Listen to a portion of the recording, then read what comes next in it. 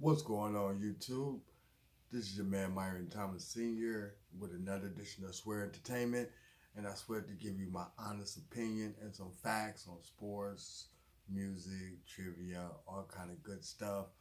Um, Today, I'm gonna talk about the NBA status of the NBA and also the play-in tournament that they're currently going on right now.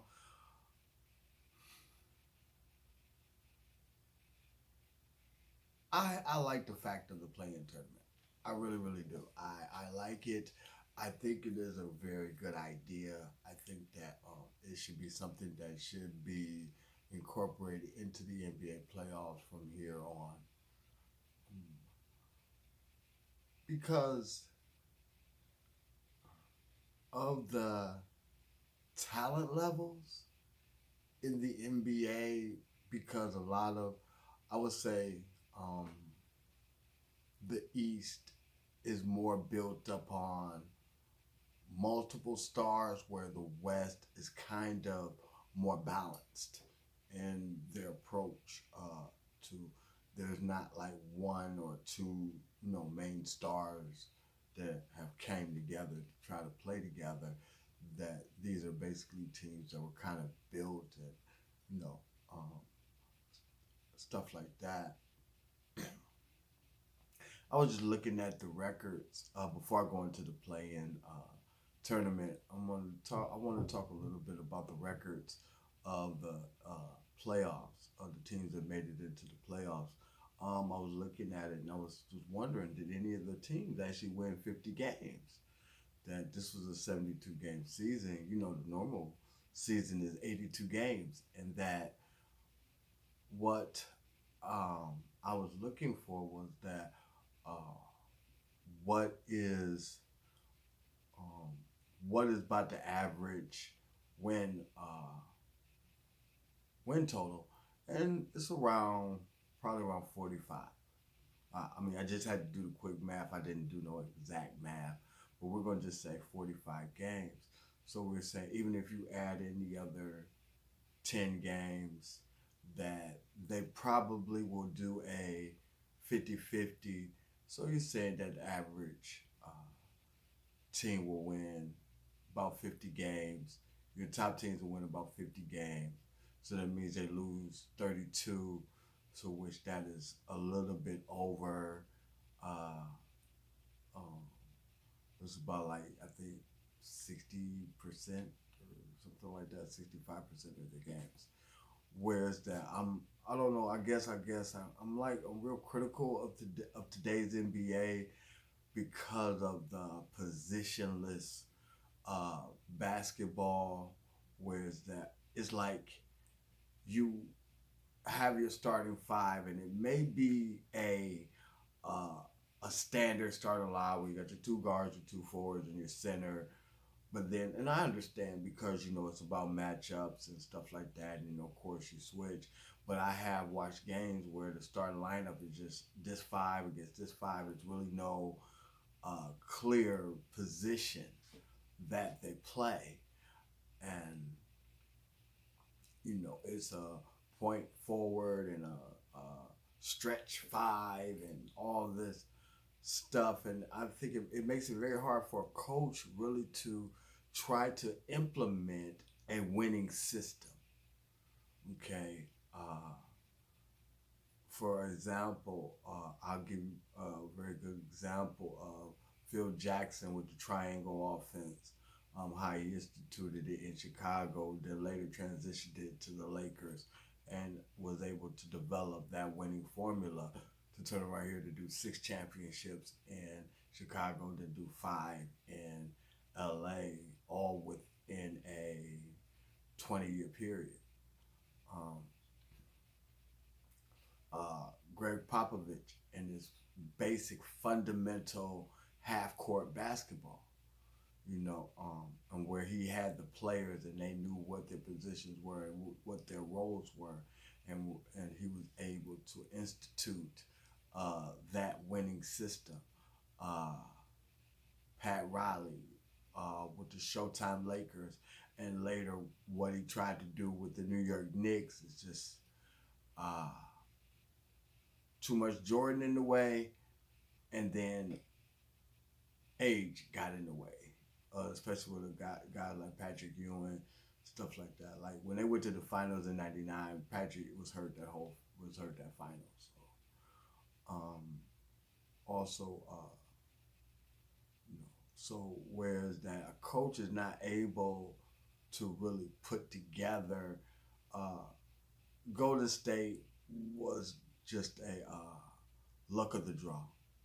Luck of the draw. You draft players like Steph Curry, Klay Thompson, Draymond Green, and you know, basically the team was already really basically put together by the time Steve Kerr got there, and so he just was able to benefit off of that success of already having an established team, and then the willingness of a lot of the players to get better, because we saw Steph Curry from the first championship that they won to now become a better player, become a better shooter. You know, that's why he won. He was able to turn around, turn the Jets on, and win the scoring title. And I think he's one of the older, besides Michael Jordan, is the oldest person to win the scoring title. And I, I really just think the NBA just needs to reevaluate their uh, entrance qualifications. That it's taking guys too long to develop and find their groove. You know, I was watching the Lakers game, Laker Golden State game, and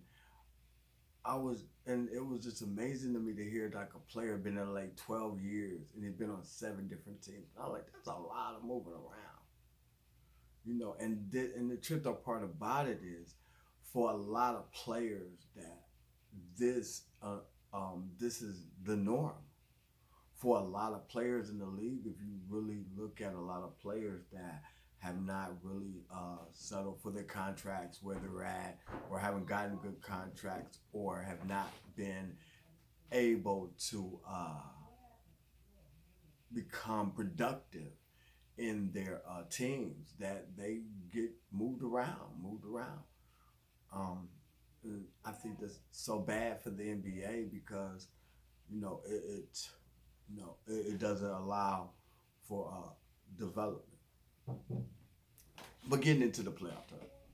Okay, now we had the Charlotte Hornets play the Indiana Pacers. Now I am not a Hornets fan, but I am a Michael Jordan fan, and since he is the majority owner of the team, and I'm not a LaMelo Ball fan either. I'm more of a Michael Jordan fan, and I would love to see that organization, because of him being the majority owner, be successful.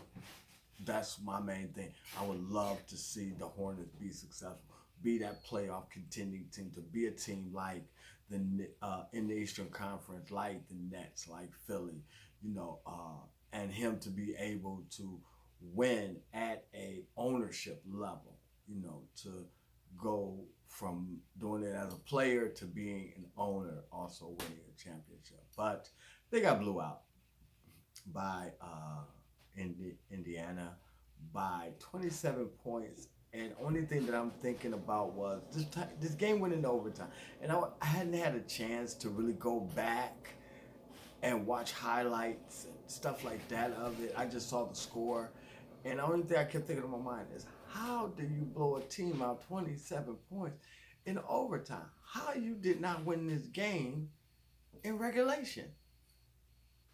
How is that? So basically, you're saying that a team went on like almost a 30-something run in overtime? That I don't know. I'm gonna go back and find that out. But that just kind of just like blew me, like, wow. You know what I'm saying? And then we had the Boston Celtics and the Washington Wizards. Now, the Boston Celtics are more fundamental team than the Washington Wizards. Washington Wizards have really been only successful because of Russell Wilson's late season surge in triple doubles, which he has not really done nothing really all season long up until the last month and a half, 2 months or so, when it became apparent that he was going to become close to breaking Oscar Robertson's record in being on with the most triple doubles in his career. Um, but that wasn't going to be enough. That wasn't going to be enough because Boston, I think they've just had a lot of injuries, stuff like that. But they're more fundamental. They're a more fundamentally sound team than Washington. So I picked Boston to win that game. You know, so we have Indiana, who won their game. They're going to be playing Washington for that AC because Boston won, so they win that seventh seed. They win that seventh seed. Then we go to that was the Eastern Conference. Now we go to the West, right, where we had the Memphis Grizzlies playing the San Antonio Spurs, and I feel so bad for Greg Popovich that he is uh, uh, he's a Hall of Fame coach. Um, Even if you didn't like San Antonio, I respect great coaching all the time. I respect great coaching, and that he's a great coach. And once Tim Duncan, Tony Parker, Manu Ginobili, once the issues with Kawhi Leonard began to happen, I really didn't see San Antonio really having the firepower or and there's not he can't get the players that he needs to really run the system that he really needs to that has made him successful for for almost 20 years. Simple. So Memphis beat them, and uh and so that now they play Golden State. Memphis plays Golden State because uh, the Lakers beat Golden State, and that game I watched basically almost like the second half of it, and it was hmm, Golden State played like they're still like the season is still going on. They did not play. I felt like they did not play with the sense of urgency that this is about to be the playoffs. You know what I'm saying? Every game matters, and the way Steph Curry handled the ball, the way that it just didn't feel like it felt like they felt like this was going to be an easy win, and uh, that was it. That's how I felt. Like it was really going to just be an easy win, and we're going to just sit back on the seventh seed and wait for Sunday to play. Um, but the Lakers fought hard. The Lakers fought hard because you know they get and they actually got up to a 7 point lead in the fourth quarter. Golden State was able to come back, tie the game. Um, Draymond Green fouled LeBron. He hits one or two, three free throws, and he puts up a shot of shots. Right. Time widening down, he heaves up a 3 pointer that goes in. That basically is the game-winning shot, with like four or like 6 seconds left to go in the game. And when Golden State came down, Steve Kerr was trying to call a timeout, which actually I believe that they should have gave them more time. They should have gave them more time. They really, really should have gave them more time, but they only gave them like 2.1 seconds left in the game, and because when they got down there, they couldn't even really get an open, really like a really open good shot. they kind of like threw up a shot, but Steve Kerr called timeout. He ran the half court to call the timeout. And like I said, they played like it was like it's still the season. Because how do you not even get a clear inbounds pass in, right? It ends up really like going over Steph Curry's head. They Lakers keep the ball and they end up winning the game, And I just looked at it as like, okay, Lakers win the seventh seed. They play on Sunday. They'll be playing Phoenix on Sunday, and the way the Lakers played, I don't see them making a long playoff run. I really don't.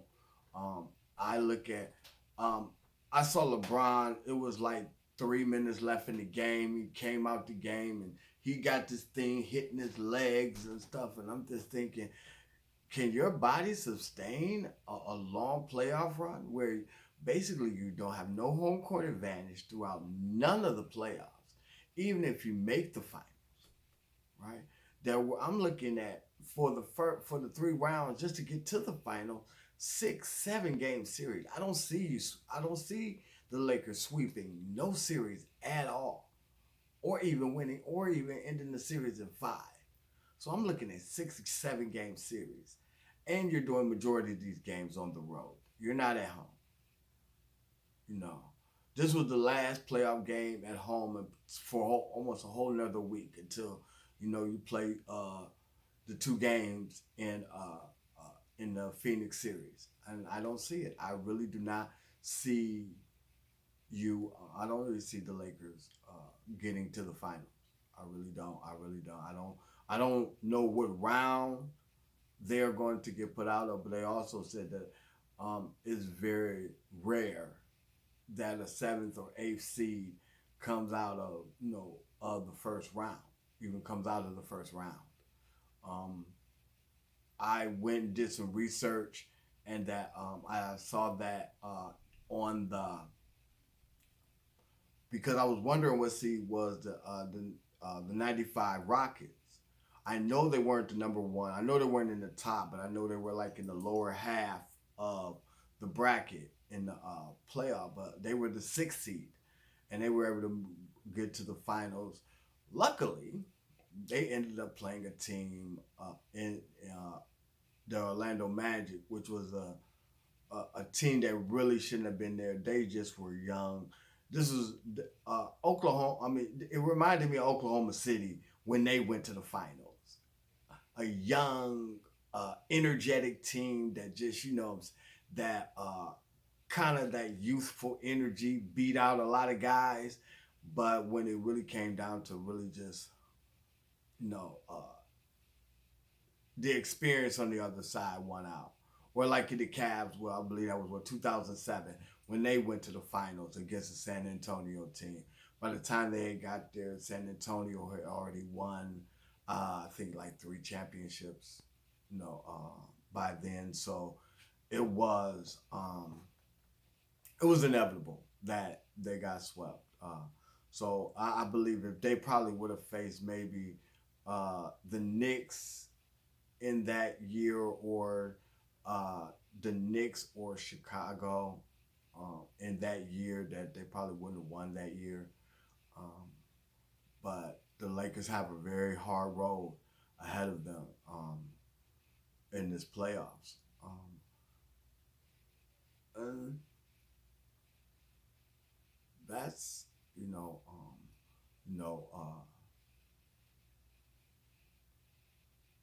that's the way it's gonna go. Like I said, I don't see the Lakers repeating as champions, even though everybody are saying that, yeah, because they're healthy. But actually, you really could tell that from what I saw in that game, that even if the Lakers, I'm gonna end on this note, even if the Lakers make it to the finals, and just say Philly or Brooklyn is there and everything, and just so happen if the Lakers do win, it will not be LeBron James winning the Finals MVP. It probably will boil down to being Anthony Davis. And when the whole argument comes that that he has five and everything goes, and only thing that I will say to anybody that would say to me about the big debate between Jordan and LeBron, everything goes. I would just say that, right? Jordan went six finals, six MVPs. He was never not the MVP of any final series that he played in. Period. And I mean, and everybody will say, well, he's older and all that type of stuff and everything goes. And I said, no, if you turn around here, if you calculate the age of which, uh, of it right now, right, at this stage of, in age, we're going to say in age wise, because we're going to take off, right? Because if you take off the 3 years in college, you take off the 18-month hiatus, that right now, as far as age wise, they're the same age. They will be the same age. When Jordan is doing the second three-peat, this is the same age that LeBron is at now. And obviously, yes. I mean, yes, he played a lot more basketball. He played a lot more minutes. He's done a lot more than Jordan did. Yes, I get that. I get that. But if you want to say as far as age, and one thing that I was talking with my son about, what as far as like with Jordan, was that, you know, it takes real greatness to go from a basketball body to go to a baseball body and then transform your body back to a basketball body and still be at an MVP championship level. You know. But congratulations to the Los Angeles Lakers for winning the seventh seed. Congratulations to the Indiana Pacers, Boston Celtics, and Memphis Grizzlies. Y'all all have earned a nice round of applause, and y'all should just I will be back. Probably I got some more content I want to start putting up because I've really just been just been busy, but believe me, y'all gonna get a lot more content, and I'm about to explore a whole new other things. We're about to go into some other stuff that I love. I love watches. I love music. I'm about to start my vinyl collection, which y'all about to start seeing. When I start ordering vinyls or trying to go out and find vinyls and stuff like that, I'm gonna make this channel a lot more fun. Thank you for all the people who have subscribed and have been watching. I thank you and I appreciate you. Hey, like, comment, subscribe, tell all your friends about it. Everything else. I'm trying to hit at least 50 subscribers by the end of the year. That is my goal. I mean, I'm not trying to shoot for, the whole, everything else. Hey, if I have 50 subscribers by the end of the year, hey, I'm happy. But I do this for the fun of it, because I love talking about sports. I love talking about music. I just love, sharing my knowledge, my enthusiasm about all this, fun topics. And, but let's see how the rest of this playoff goes. And I'm very curious to the people that are subscribing and everything else. Share with me what your prediction for this NBA playoffs. I would love to hear from you. But until next time, peace.